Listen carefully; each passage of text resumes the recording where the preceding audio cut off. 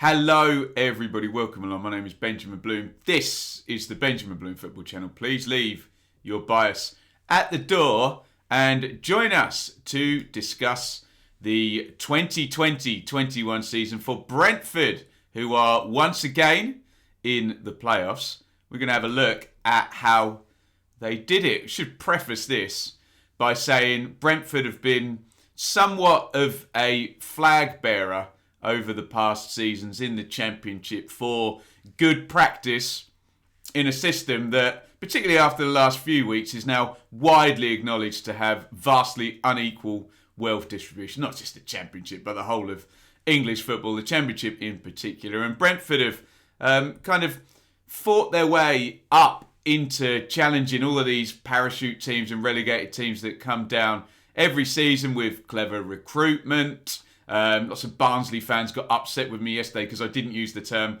data-led. So with data-led recruitment, look, however you get the players, if you get good players in, you buy low and sell high and you develop players, you're looking good. And Brentford have been the kings of that in the Championship. I won't reel off the roll of honour of players they've sold for huge profits and then continued to develop as they've gone. There's never been one season where Brentford have decided, right, okay, we're not going to sell this season and we're going to have a big investment into the team. It's always been that churn continuing and that wheel turning. And it got them very close last season. A near miss on two occasions, really. Because if you look at that league table up there, 81 points, West Brom promoted with 83. You'll know if you've been following the league, Brentford already got 81 points this season. And that's going to be part of the story here in terms of two teams just pushing out in front of them. Anyway, last season, huge winning streak towards the end of the season, but you see the two defeats in a row at the end of last season as everyone kind of fell over the line. Brentford in the playoffs beat Swansea in the semis, but lost, as you can see, Joe Bryan being congratulated by Scott Parker there, the Fulham boss. They lost in the final in extra time to a Joe Bryan double. But it felt like progress for Brentford, didn't it? And it felt like, okay, they're moving, they're getting closer. And if that wheel keeps turning, can they go one stage further this season? Into the bargain was the new stadium over at Brentford. Obviously, I've been in Griffin Park for years, which is a great favourite of away fans with the away end terracing, still terracing for the home end as well. For snobs like me who like to sit on halfway and do lots of analysis. A few posts in the way, I have to say, but it was a charming ground. All the pubs around it, everybody used to love. I used to work near there as well, so I used to love going down, particularly of an evening game, to Griffin Park. But Brentford needed to move into a bit more of a stadium befitting in this modern world of a club wanting to, make up those gaps that we've talked about in kind of inequality in English football. They need more commercial revenue. They need to be set up. They're going to go into the Premier League to capitalise. And they move into their new stadium, sadly, obviously, in COVID time. So it's been empty pretty much all season. I don't know if theirs was one of the grounds that actually managed to get 1,000 people in for a couple of games or whatever it was, but I don't think it was. I haven't managed to get in there yet as well. But all part of the plan, and we've already mentioned all part of the plan, is the recruitment. And, immediately, look up the top there, Ollie Watkins, Saeed Benrahma. So, last season was built on, it's not fair to say built on, but there was a lot of excellent output from Saeed Benrahma, Ollie Watkins, Brian Mbeumo up top. Obviously, the pattern of play through the pitch was excellent, but they were the key men. And two of them, out they go. Watkins for 30 million, says Transfer Markt. Benrahma initially on a loan to West Ham, but that does convert. As usual, if you want to challenge any transfer fees that are reported, write transfer marked a strongly worded letter and don't bother with me in the comments. You know my thoughts on the way transfer fees are hidden and undisclosed these days. So, 2 big players go out, but they've done this many times before. Mopai, Konza, Hogan, Mepham.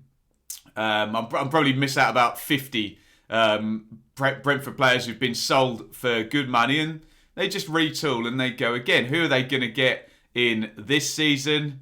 Well, there he is. Ivan Toney, 5 million quid from Peterborough with some add-ons. Charlie Good from Northampton, a centre-half. Vitali Janelt, Bochum, Bundesliga 2. Finn Stevens, a youngster from Worthing. Saman Ghoddos, a loan which is going to convert in the summer. So typical Brentford recruitment pattern, really. They're going to sell the players that they've developed for a ton of money. And we've seen a bit of a rise in what they've been spending with transfers like Pontus Jansson and Brian Mbeumo in previous seasons. So 5 million on Toney, who was a star in League One. We'll see how that one's going to pan out. Pretty good, I think. And then, you know, the usual stuff. Vitali Janelt, a young European guy. Saman Ghoddos from France as well. And into the lower leagues with good from Northampton. So typical Brentford recruitment. It's worked in the past, but what we will admit with Brentford is a pattern whereby this recruitment cycle has meant slow starts in a few seasons as the new players bed in. This season was no different. Slow out of the blocks I've put down there. It's not terrible, but in terms of a sort of promotion challenge, they would have wanted to start a bit quicker. 3 defeats in those first 7 to Stoke and Preston at home, Birmingham on the opening day. I think I remember covering that game. We still didn't have Ben Rama having left at that point, so it was all a bit transitional that first part of the season, and that has been the case for Brentford the past few seasons. The way they are happy to have a high turnover of players in and out. So they're 11th in the league after the first 7 games. But if the pattern with Brentford has been slow start, it's always been a positive trend up as they grow into the season. This season was no different. And this was all pushed by the emergence of Ivan Toney, which has just proven to be a fabulous signing, hasn't it, from Peterborough for, we think, 5 million with then add-ons ratcheted on with maybe promotion, maybe goals appearances. Who knows? Show me the contract and I'll comment on it. But otherwise, I think we're all speculating, aren't we? But what we're not speculating on is how good Toney has been. And honestly, he surprised me. I thought he would be good and he would slot in, but it's almost like he went in and he was immediately, after a few games, the leader of this team on the pitch, not just in scoring goals, but really rounded striker. And whilst Brian Mbeumo seemed to be missing side Ben Rama and Ollie Watkins, Toney sort of went in and really carried the goal scoring and creating burden. And there's a run there of 26 league games with 23 goals and 9 assists in. Just a stunning emergence as we got into the bones of this season. Toney there, what is that? That's 32 goal contributions in 26 games. So where things were split fairly nicely between Ben Rama, Watkins and Mbeumo last season, Toney very much carrying the weight this season. And what did that mean for the results? Very, very good. 21 games undefeated in there. Plenty of draws in the first half of that run, but then look at that lovely streak. 8 wins in 9 games, and look, the goals flying in. 7-3, 4-3 towards the end of that. And it looked like Brentford were peaking very nicely to push on. And finally, they're going to get over the line in automatic promotion. Are they? No, we know. Well, this video is about them getting to the playoffs, so we know that they're not going to. But a little bit of complacency slipped in at the end there. It felt like they were going behind quite regularly. I think all of those last 3 games against Bristol City and Borough and Reading, correct me if I'm wrong, they went behind and kind of just overwhelmed their opponents in the end. Remember that Brentford sort of edict? Just keep the ball circulating, create chances. And there's always been a little bit of a sense that it's this whole plan A. And, when the chips are down, maybe you might need something different. Who knows? Who cares at that point? Because Brentford are in great position, 18 games to go to win the Championship title. They're ahead of Norwich and 4 points ahead of Swansea. More pertinently, they are at that stage 9 points ahead of Watford. And I think we all know what's coming, don't we? A fatal slip, sadly, for the Bees that started. It's very interesting, actually, because I did my Barnsley review yesterday and I made Valentine's Day a turning point for Barnsley. I guess it's also a bit of a turning point for Brentford because this is where the final slip, or the fatal slip rather, begins. And you can see there a run of 11 games, only 3 wins in there and only 13 points in those 11 games, which is, I guess, middle of the table, the third quartile form, 13 points in 11, when they had been at the 2 points per game, which obviously would have been 22 points in 11. So a sizable drop-off. And first of all, you get the run of defeats, and then you get the run of draws starting. And at the same time, Norwich and Watford are going to go into hyperspace with their form. Both are going to win 11 in 13 games. So there you go. There's a bit of fun maths statistical stuff for you. Whilst Brentford had a run of 13 points in 11 games, Norwich and Watford had runs of 11 wins in 13 games. You can call that 33 points minimum at that point. And that's when everything switched around, didn't it? We do, after that fatal slip, have another thing to talk about, though, before the playoffs, and that is the change of shape. So for these past 5 games, of which Brentford have won 3, drawn 2, and only conceded a solitary goal, they've gone from the fabled 4-3-3 of last season. Do remember, though, Thomas Frank, when he first took over the season before, was a 3 at the back guy, and then they went to the back 4, and so it feels like they've gone from one to the next to the next. However, this is a bit different because there's not a 3 up top. That's the big thing. It had always been inverted narrow forwards for Brentford, and not so much here. But Brentford, and we talk about their injuries, struggling without Dalsgaard and Henry injured and De Silva. And Thomas Frank, different system. Norgard drops into a back 3, so he's not playing quite so close to Iain. That allows Tariq Fosu into the team, maybe in a sort of supporting role there, maybe like a number 10 role. And Buemo, his position's well changed, inside right forward to sort of left wing back. Marcus Force in front 2 with Tony. Lots to change there, ditching the front 3, ditching the back 4. Will it come back when those injured players return? If those injured players return before we get to the playoffs, there is the league table. We are recording on April 29th here. If you're watching closer to the playoffs, there are 2 games remaining, and Brentford look like they're favourites for 3rd position. Obviously, they play Watford at the weekend, so that may be an interesting one. With it's a bit of a high-powered dead rubber game, isn't it? So we'll see how that one goes. And Brentford going to find themselves in the playoffs. We don't know at this stage who they're going to be playing. Frankly, it could be anybody, couldn't it? Every team there on 77. So any permutation is possible between now and the end of the season, it looks like. We just put this up. I've put there the Justice League as a little joke, because I know Dean Smith used to be high on the numbers and call it the Justice League before he went off to Villa and Thomas Frank took over. And just to say, it's been a pattern at Brentford for a long while. And yes, I know people seem to get very triggered and emotional when one quotes a probability stat such as XG. I'm going to do it anyway, and if you've got an issue with it, then, you know, I don't know what to say really. But there are the XGs for and against.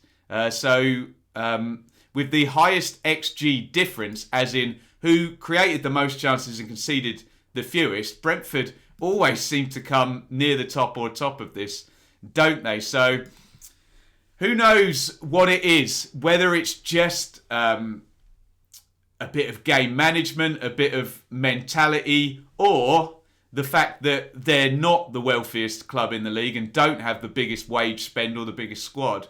And when they do get injuries, that disproportionately affects the results, when the pattern of play for seemingly 3-4 years now has always produced results like that. And you can see Norwich and Watford there, fair way behind if you actually look on the XG difference number, but they've had the quality, those two sides, to really hammer home those winning runs. When Brentford, well, they did earlier in the season, didn't they, with the 8 wins in 9, but when the chips were down, they needed another run like that, and we'd be talking about them being promoted now if they had. Just thought I would throw that in. Don't get too emotional about it. And those of us who do quote XG numbers, guess what? We do actually understand them, and we do understand that they don't show us everything. They're just a fun little statistic. There we go. I've got my normal XG disclaimer out there for my XG flat earthers, if anyone want to comment in on that. So here is the summary. Recruitment cycle continues. Normal stuff. Star players go out. New players come in. Existing players are going to move up as the most saleable assets. That's been good continuity for years for Brentford, hasn't it? Slow start without Ben Rama and Watkins. Understandable, those first 7 games, they're bang in the middle of the table. It's been a pattern, and I think it's systematic of the recruitment turnover for Brentford, and not a surprise, really. Out in front with 18 to go. We said this doing the Swansea review I did yesterday as well, and Swansea will be saying the same thing, that both Brentford and Swansea, and I know we're supposed to be focusing on Brentford, so I'll say it for Brentford, but it applies to Swansea, put most of an automatic promotion season down and then just tailed off at the last. Now, Brentford fans will rightly say, well, the teams that they... is it even fair to me to use the term tailed off? I suppose it is fair to say tailed off. But what did happen is that 2 Year 1 parachute teams zoomed past them.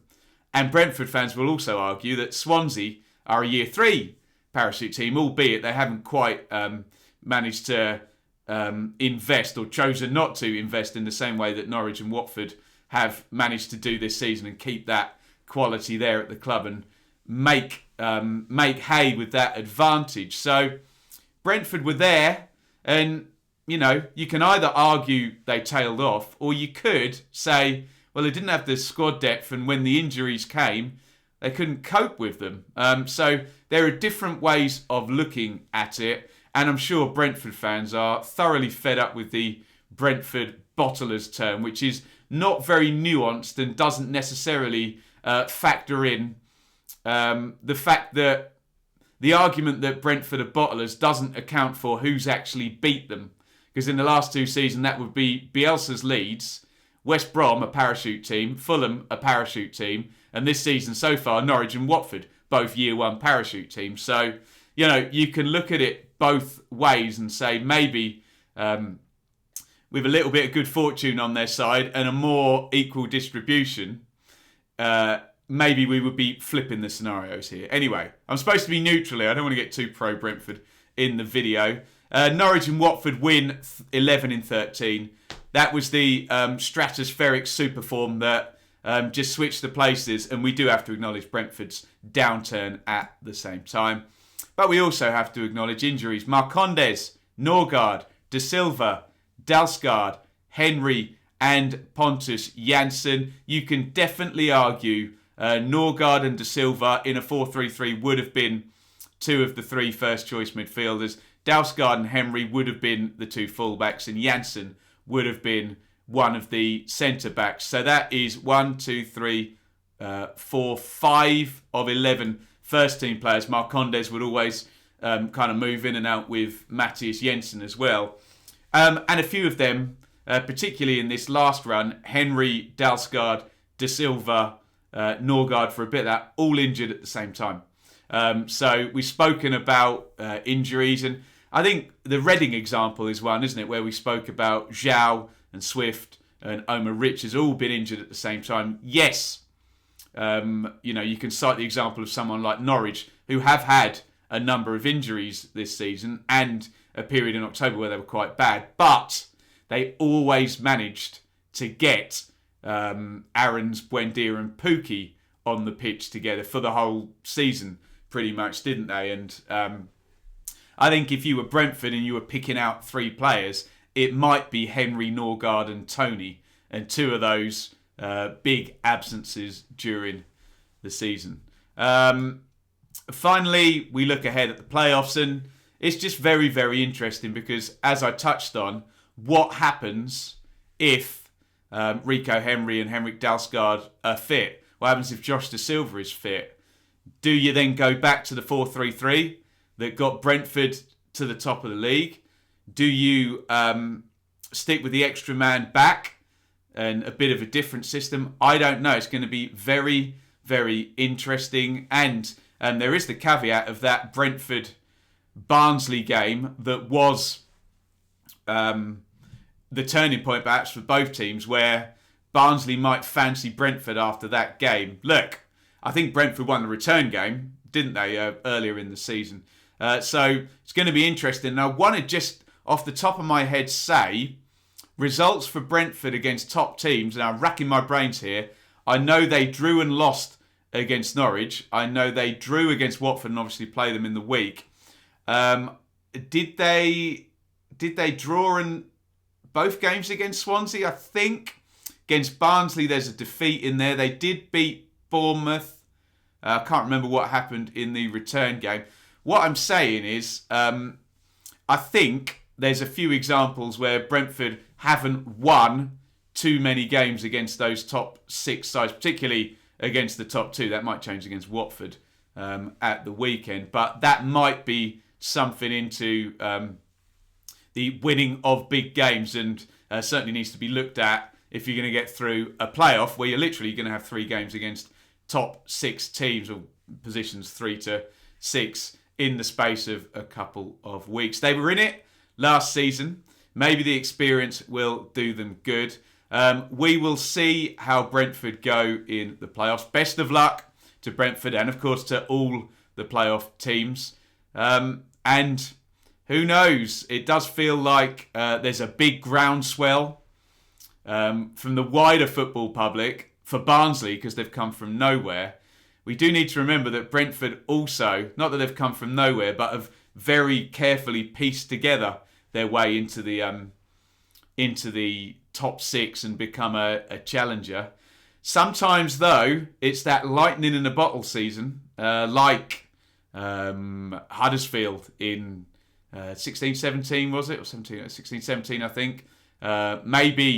Maybe Norwich in 18-19, where everything clicked, didn't it? And they won the title. Sometimes that lightning in a bottle season is can beat the small incremental improvement that someone like Brentford has had. So it's going to be very interesting to see how that pans out. Let me know what you think in the comments. That is my sort of interpretation of Brentford's season and how they got into the playoffs. Really interested to hear from you. If you're a Brentford fan, let me know what you think. Remember, I am neutral on this. Sometimes we get some really lovely comments. Sometimes we get some comments when I do these videos where people are a bit triggered by someone who doesn't support the team doing a review. Hopefully we can be adult enough to move past that. And people want to pick faults because I'm an outsider or whatever. So hopefully that's not the case. But look, overwhelmingly we get good feedback, and people actually in the main, like to hear from an outsider who's not in the bubble. Not to say I don't want to hear from the bubble. I'd love to hear from Brentford fans on this, and fans of the other playoff teams on the Brentford season, the trajectory, and what you think might happen in the playoffs for the Bees. Another season review down. Woof, we're getting through them. Who have we done so far? Sheffield United, Norwich, Watford, Swansea, now Brentford, Reading as well. There may be a couple of teams lower in the table already in the can, but we can't quite put them up yet because we don't know what's happening. But working away, so make sure you hit subscribe. Ring the bell if you enjoy the channel. Thank you everybody for watching, and it's over and out from me. Thank you so much for watching. If you enjoyed this video, please hit the like button to see more videos from this channel. Hit the subscribe button, and to be notified every time we upload, ring the bell for those notifications to come through on your device. If you really want to support the channel and me as a content creator, I will be eternally grateful if you head over to the merch store and grab something, or support over on Patreon, patreon.com/Benjamin Bloom. Thank you for your time. Go and watch another video.